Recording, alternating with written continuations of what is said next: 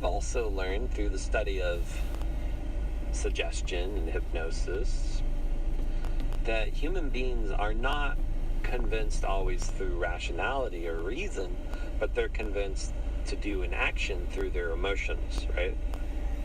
Yes. And in fact, if you can connect with them emotionally, whether that be through some religious argument or something else, you're more likely to see change in the human. Would you agree with that? Absolutely. Yeah, so logic alone, although important, doesn't produce human action. Would you agree with that? Yeah.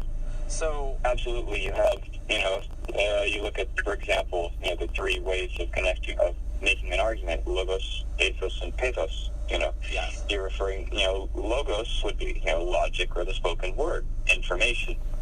Pathos would be the emotion that you're talking about. And of course, ethos is authority. Yeah.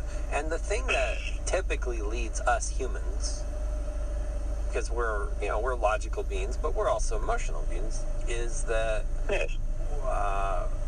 we have this emotional impulse to do an action. Some of those actions are good, some of those actions are bad, but that's sort of the fire of action, is emotion, or getting us in that state. So an example of this can be visualization. So in sports psychology, oftentimes if you're an athlete, there are two things you can do to train as an athlete. There's the sort of the physical body, right? Mm-hmm. Where you work out. And then there's the sports psychology end of it, where you do what's called visualizations. What do you do? Mm-hmm. So basically what you do is you visualize yourself. First you put yourself in sort of a state of relaxation and calmness, and you visualize yourself, making the basketball shot, or you visualize yourself making the goal if it's soccer or whatever it is. You visualize the feelings that you're going to have when you're successfully making the goal, right? So you might imagine the crowd cheers, or you might imagine your body running down the field and what that feels like, right?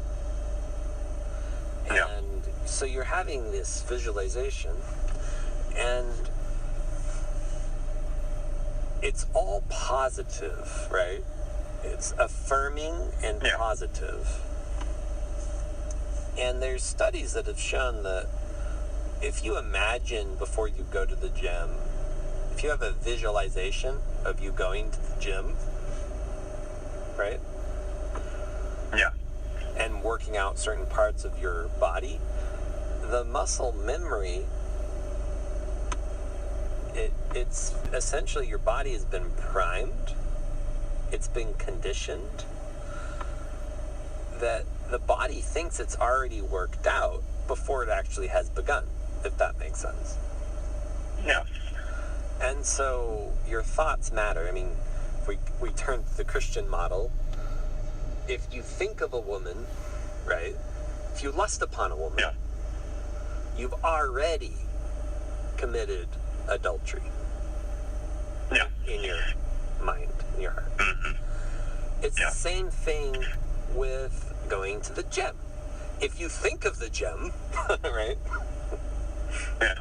And you imagine the gym, the gym experience, it's the same thing, right, as if going to the gym. And I've actually tried this. And again, these are all just principles of autosuggestion and hypnosis. There's lots of science backing this up.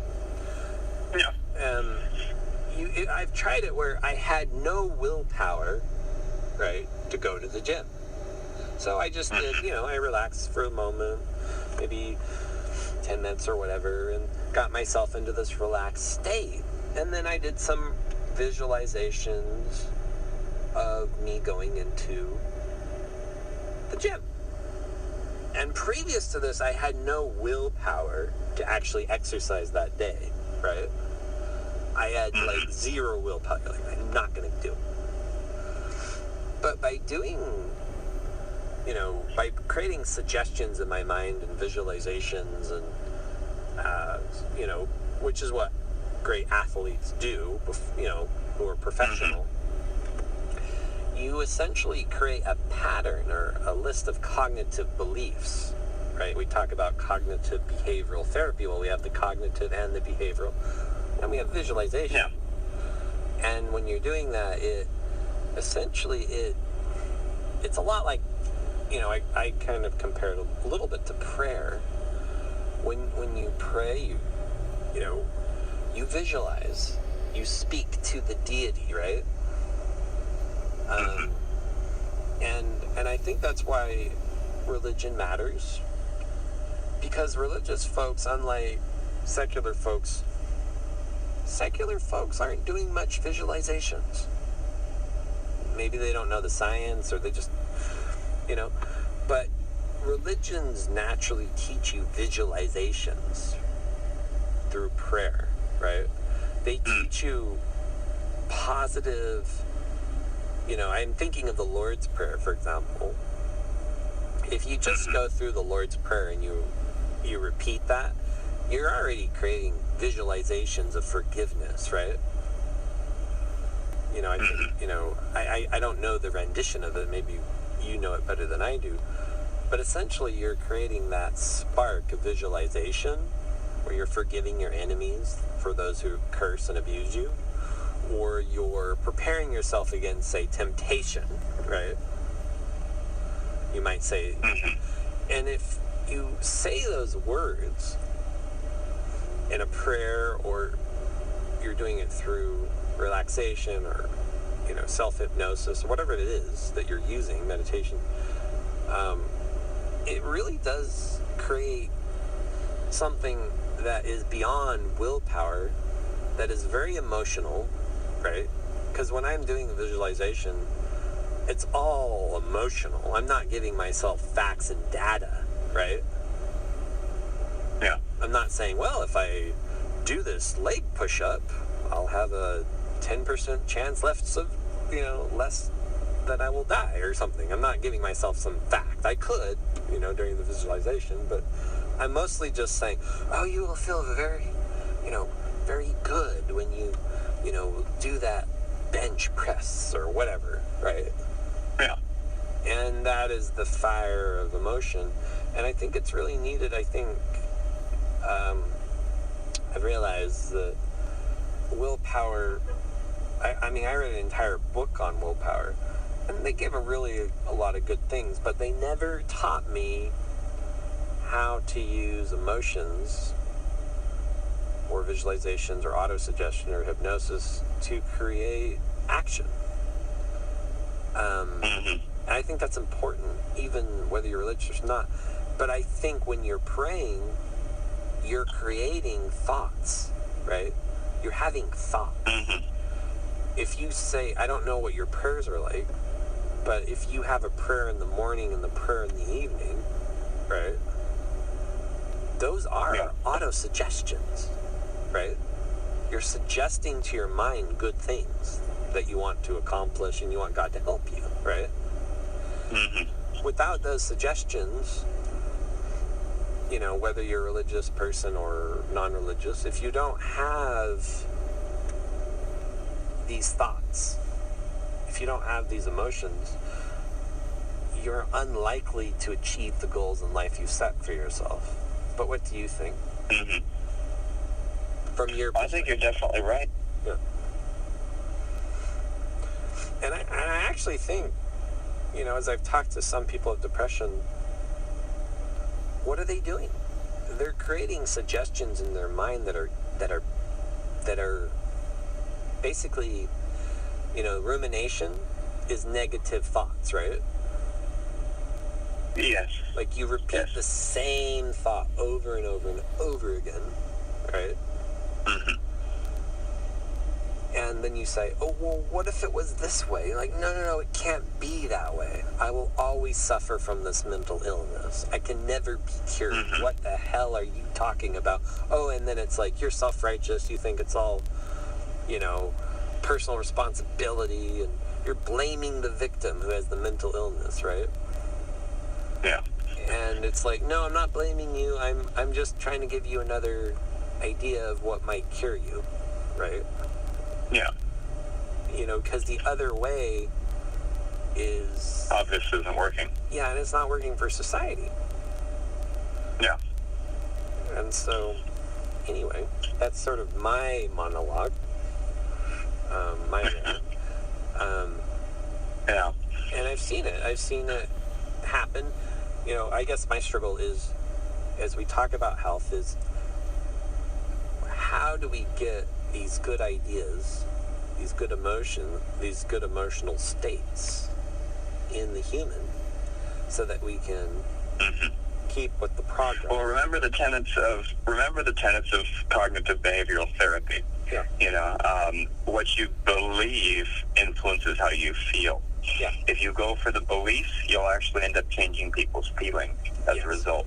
And in fact, And so you just, and that's all you can do. Now, that doesn't mean just provide them with information, but actually going for their core beliefs, you know, what they believe about themselves and about society. You know, somebody who believes that they are a horrible person, or they just are, you know, whatever, all bad thoughts.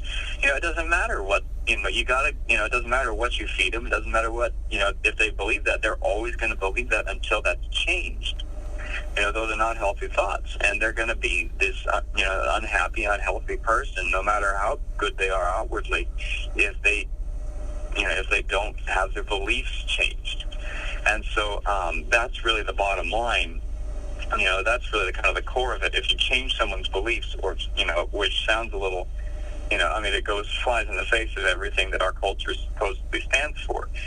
You know, if we mess with someone's core beliefs, oh, that's politically incorrect and all that. But no, it's not true.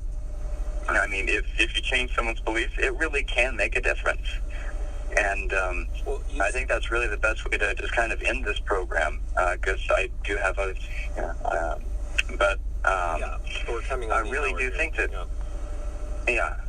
but it's just something that, you know what, I mean, we definitely, you know, I mean, that's kind of the bottom line. It's our belief system. You know, as I mentioned before, you know, it's not any one thing per se.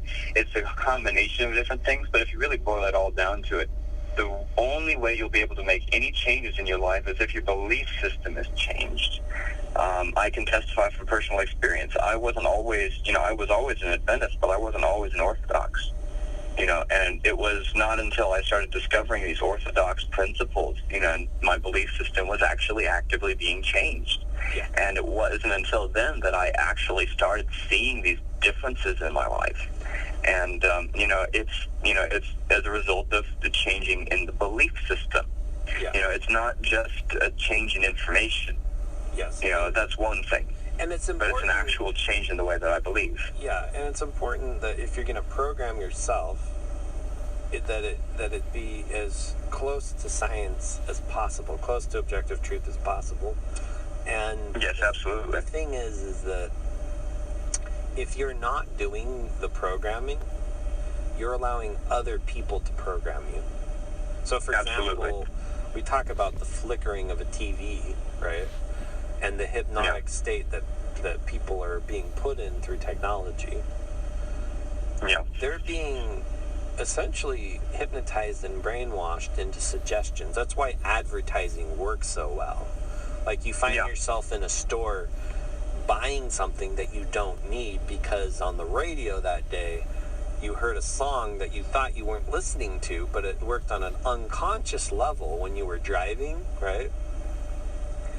And you're like, wow, I'm going to buy this. I don't know why I need it, right? But all the advertising I got, those 5 commercials or whatever that I got over the week that I thought I wasn't listening to, right, actually affected my action in buying this stupid thing that I don't even need. And I think that happens in our own brains. We're creating advertisements of anxiety or depression. I like that analogy. We're creating things, and people are also feeding us information. Our mom says, you know, if we grew up in a bad home and mom and dad didn't love us and said, you're a stupid child, that's an advertisement. the child starts believing in it. And if you're in a, if you're in a hypnotic state and you're filling your mind with good thoughts and positive affirmations and good prayers and good lifestyle and good friends, and they're all giving you positive suggestions about yourself, right? The chances are is you're gonna be pretty happy and you're gonna be healthy. But if everyone around you kind of gives you bad advertisements, right? Meat is good, drink milk, take an antidepressant, go to your therapist, go through, if you're getting the bad advertising and you're getting hypnotized and brainwashed daily through all this bad stuff, through the radio, TV, internet, and even religion, right? ISIS and terrorism, if it's not the right, if it's not a positive religion, right? Then it's going to make all the difference emotionally to you. And I think really if we're not, and we can end it here, and I'm sure we'll have you back to have more conversations, but I kind of feel like if we don't take thought for what is being placed in us, and if we repeat, if I repeat in my mind the words, every day in every way I'm getting better, and I have cancer, or I say a prayer and ask God for healing, whether religious or secular, that's going to affect your brain. Yes. And your brain your unconscious mind is going to accept what you feed it over and over again, even if it's a lie. Or even if in the beginning you're not healthy, but you tell yourself you're healthy, right? You don't ruminate, you're not depressed, right? Or at least you don't allow your depression to rule your brain. Then the chances of you getting better are astronomically improved. So absolutely, I want to thank you for coming, or rather getting on your phone today, right? And being interviewed. We'll probably break it up into 2 episodes because I now have about 2 hours. And we'll definitely have you back. There's probably a number of things we didn't even get to. But I think the things that we got to today were important. I think they're going to help a lot of people out there who happen to listen in. And I want to thank you for your time.